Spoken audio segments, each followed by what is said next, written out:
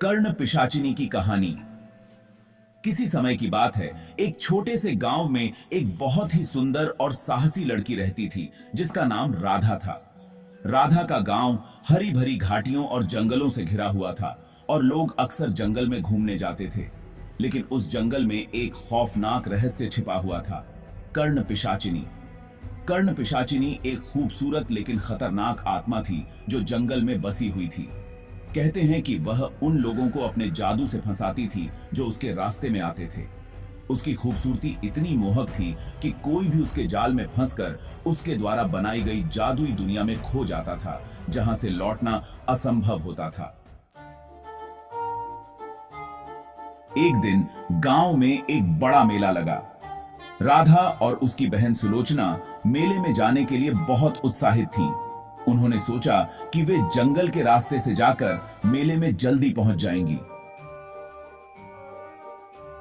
राधा और सुलोचना जंगल में जा रही थीं, जब अचानक राधा ने एक खूबसूरत पुष्प देखा। पुष्प इतनी सुंदर थी कि राधा ने उसे तोड़ने के लिए बढ़ाया, लेकिन तभी अचानक एक बुरी हवा चलने लगी और चारों ओर अजीब आवाजें आने लगीं। सुलोचना डर गई और राधा से कहा, हमें वापस लौट चलना चाहिए, यहां कुछ ठीक नहीं है। यहां कुछ का बी शैम्पू।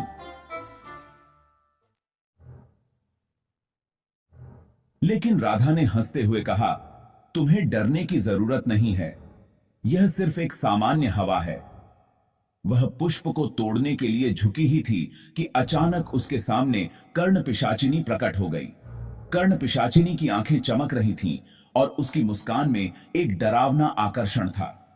उसने राधा को अपनी ओर खींचने की कोशिश की, लेकिन राधा ने खुद को हिलाते हुए कहा, मैं वापस जाना चाहती हूं।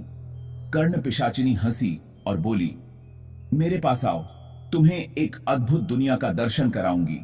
यहां सब कुछ सुंदर है, तुम्हें यहां सब कुछ मिलेगा जो तुम चाहोगी।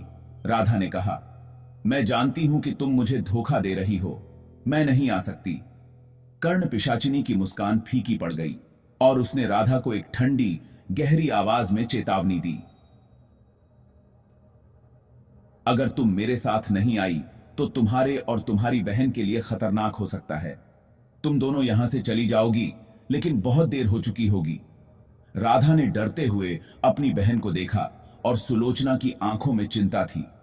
उन्होंने समझाया कि उन्हें जल्दी से जंगल से बाहर निकलना होगा। राधा और सुलोचना ने जंगल में हड़बड़ी में निकलने की कोशिश की, लेकिन कर्ण पिशाचिनी की जादुई शक्ति ने जंगल को भ्रामक बना दिया था।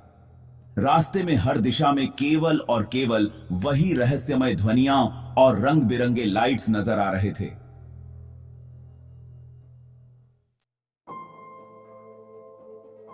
उसी समय गांव के एक अनुभवी साधु ने महसूस किया कि जंगल में कुछ अजीब हो रहा है। उसने गांव वालों को सावधान किया और उनके साथ जंगल की ओर बढ़ा। साधु ने कर्ण पिशाचिनी से लड़ने का निश्चय किया। जब वह जंगल में पहुंचा तो कर्ण पिशाचिनी ने उसे भी चुनौती दी। साधु ने ध्यान लगाया और जादुई मंत्रों का जाप शुरू किया।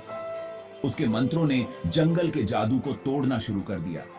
साधु की तपस्या और ध्यान ने कर्ण पिशाचिनी की शक्तियों को कमजोर कर दिया।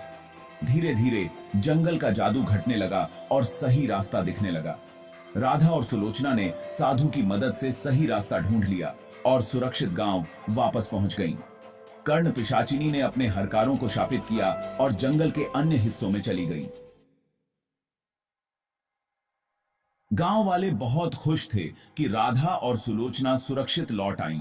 उन्होंने साधु को धन्यवाद दिया और जंगल में दोबारा न जाने की कसम खाई। राधा और सुलोचना ने सीखा कि कभी भी अनजाने रास्तों पर न जाएं और अपने इंस्टिंक्ट्स पर भरोसा रखें।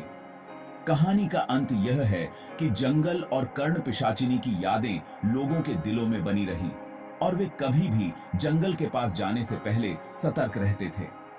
राधा और सुलोचना की साहसिकता और साधु की तपस्या की कहानी हमेशा गांव में सुनाई जाती रही, ताकि आने वाली पीढ़ियां भी सतर्क और सावधान रहें।